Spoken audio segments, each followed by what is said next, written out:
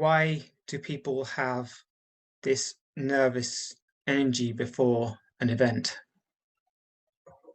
The root of these things, as I see, is lack of confidence, right? But confidence means that you're absolutely content, because if you're content, there's natural confidence. Now, when you have all these things, it means that you're constantly trying to perform or be something that you're not. And this is the problem.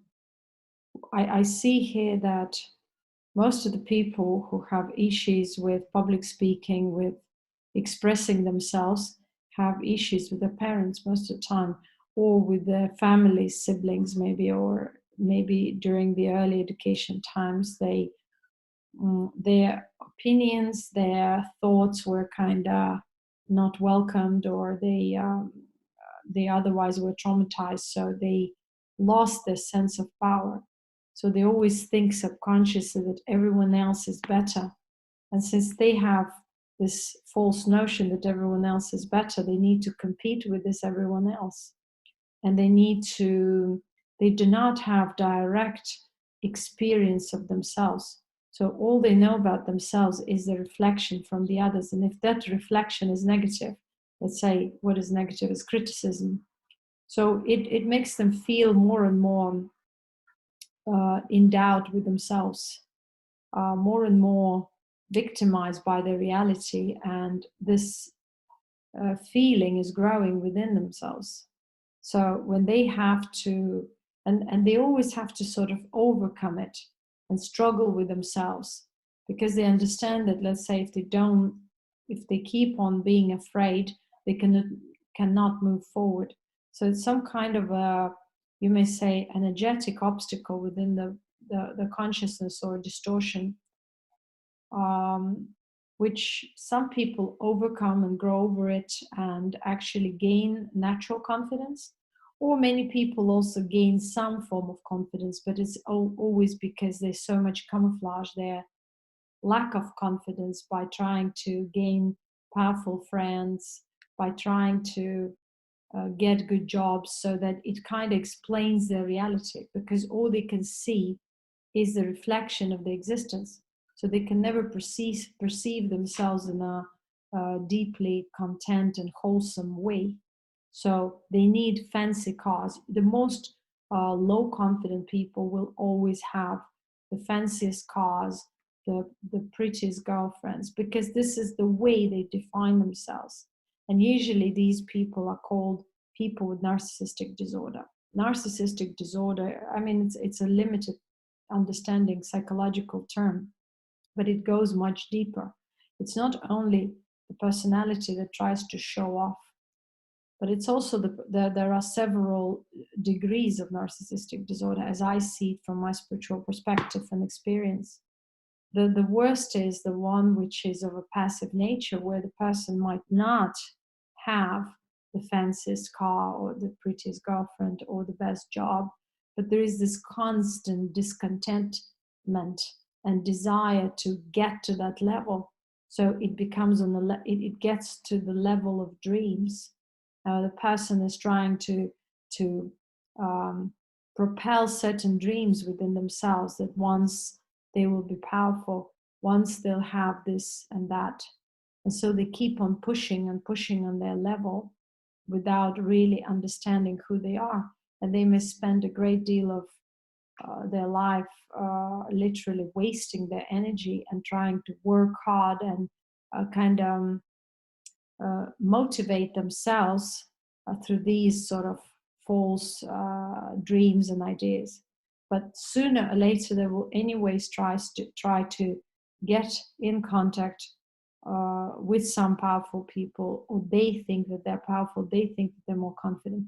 Because if they are in touch with these people, whether on the level of friendship, on the level of personal relationship, they feel that this defines them. Most of narcissistic people, which is like the majority, are able to perceive themselves through their own extensions. So their friends, their circle of communication becomes as if their extension. because that's how they perceive themselves. They're not able to perceive themselves directly and know exactly what they are and what they're doing and what is their vision, because everything is superficial. Everything is to define them superficially.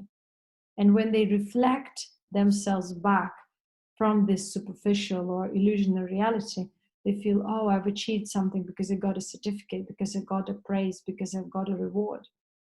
And so they keep on living this life through these sort of artificial or superficial notions. So they never learned about themselves. Yet within themselves, this gap of emptiness or sort of discontentment keeps on growing. And some people, this could be an awakening point or a wake-up call for some people. But yet for the rest of the people, it becomes sort of a life struggle or a life agony to become something. That's where we see people find spirituality as the way to become, as the way to express their whatever they are capable of expressing, from negative to positive. They go as far as manipulating, cheating people, taking advantage of them for the sake of getting to that point where they will feel that they are actually something. But this something is defined by their illusionary perception of themselves. I am something because I have powerful friends. I am something because people clap. I'm something because people read my books, or I'm something because people listen to me. So the majority of people who do whatever they do are not selfless at their core, because selflessness is born out of contentment. If there is no deep contentment and rootedness within self, and this rootedness means that you are already fine and perfect and content and wholesome as you are now, despite the facts, what you're wearing, what you're doing. But definitely people's actions, long-term actions, people long-term attitudes, they define them, because they will be able to, or they will be known through their self-expression sooner or later. So if they are corrupt within, this corruption will come up sooner or later. There's no one can escape it, because discontent or narcissistic people need to express themselves one way or the other. They cannot keep it within. So sooner or later, they will start manifesting their true nature. And their true nature is the nature of corruption and discontentment. Because all they built around themselves is false. Well, it is superficial, it's transitory, and it's changeable. Whether they've built a spiritual movement, whether they've built some kind of, fame around themselves, it will all fall sooner or later.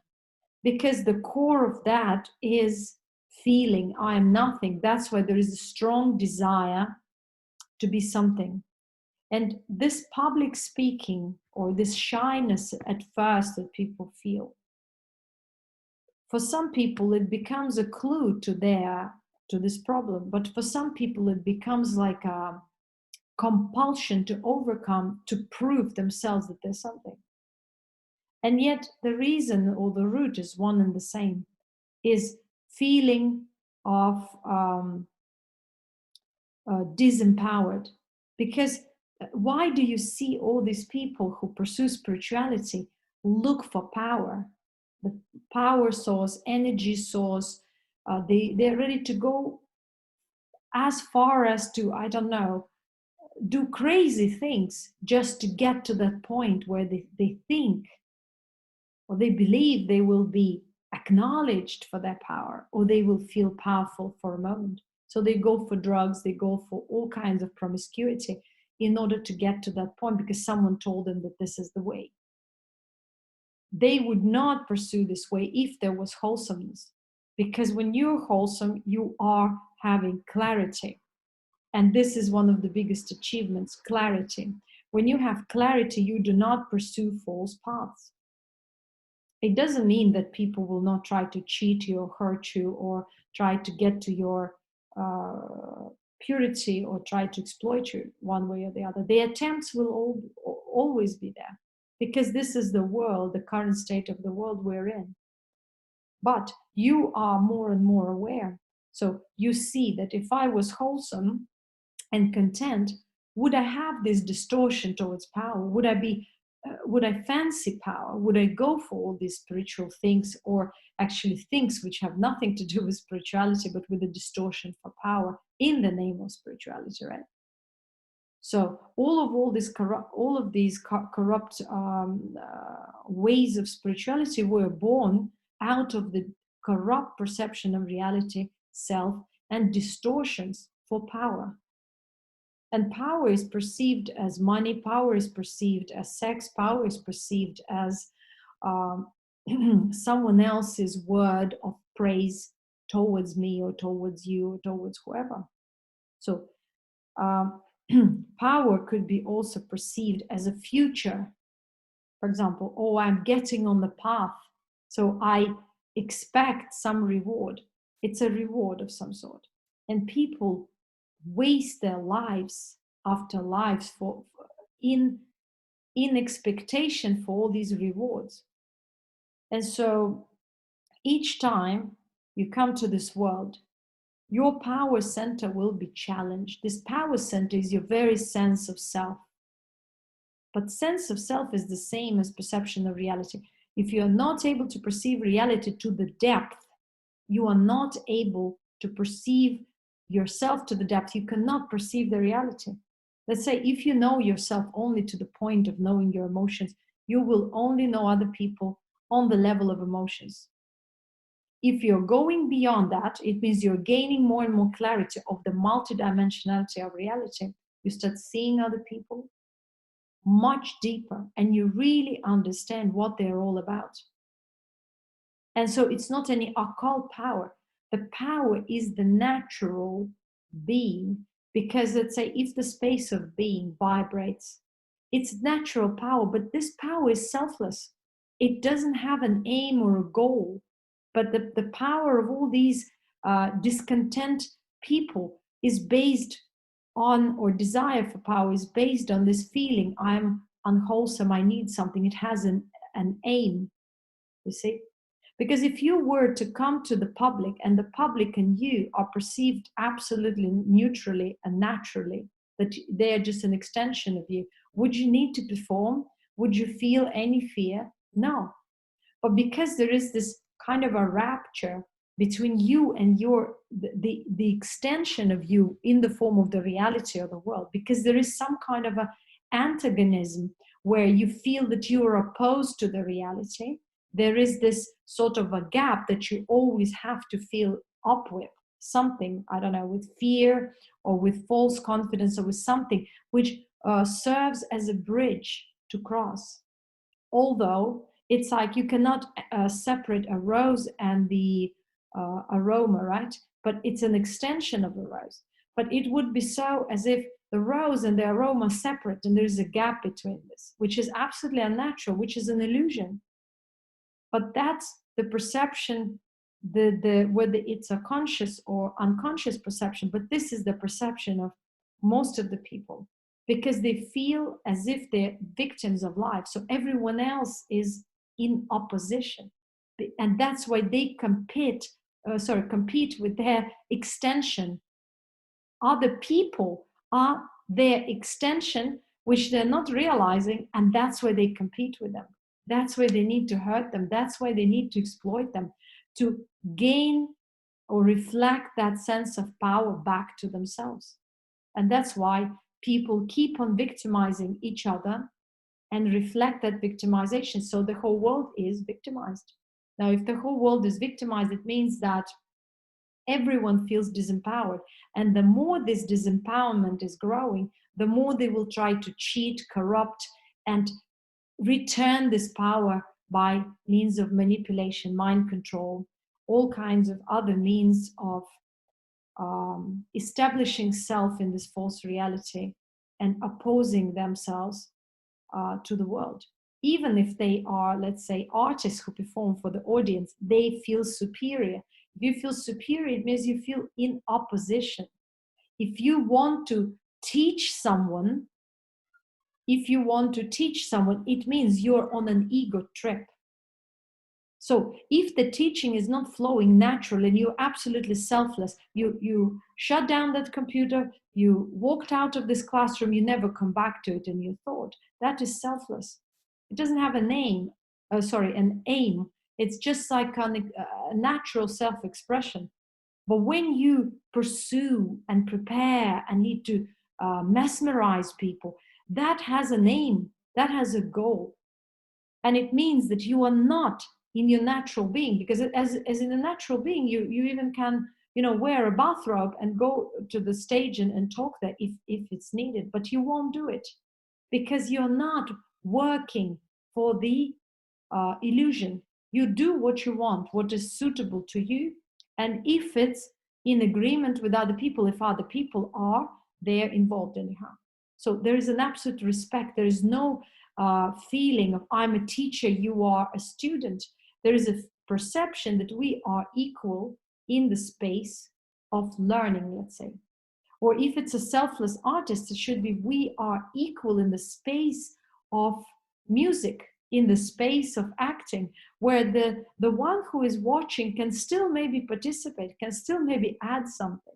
Yet you don't see these modalities because you see clearly pyramidic modalities where one is superior and one is worshipped and the other one is nothing.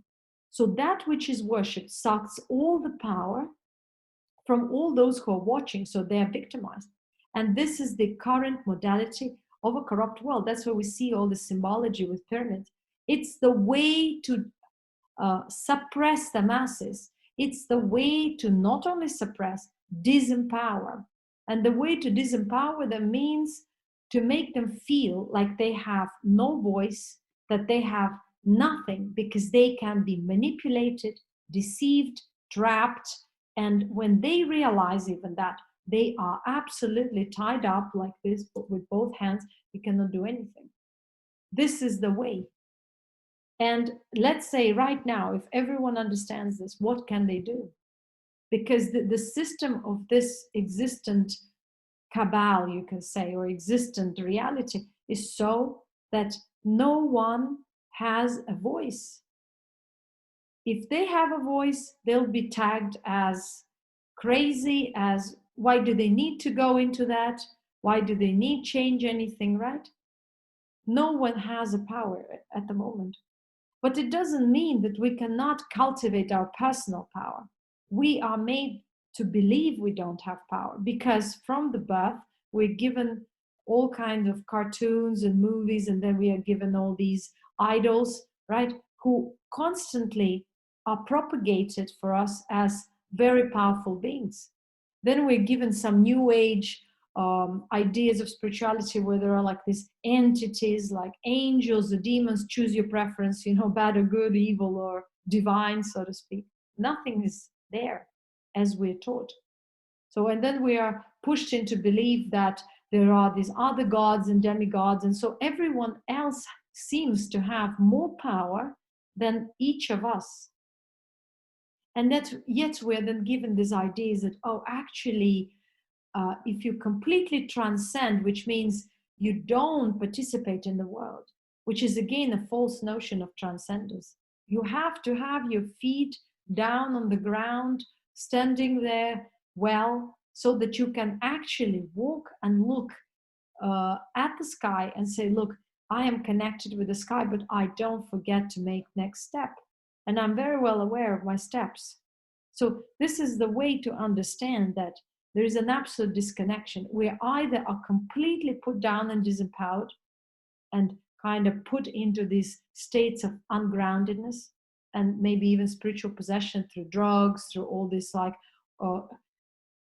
ways and means to give out our power through, worshiping something, believing in something and so on.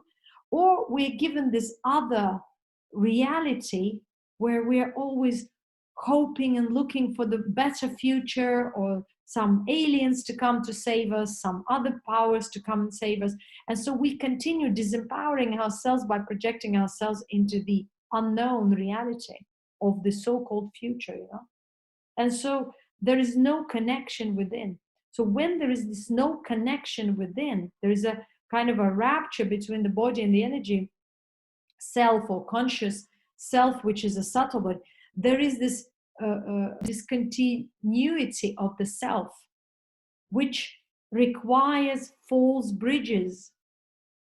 And this discontinuity is this gap that is like a drain, which is drained, or some kind of a channel which is drained, and which now has to be filled with all the rubbish, so that it would appear as if a false bridge between all these.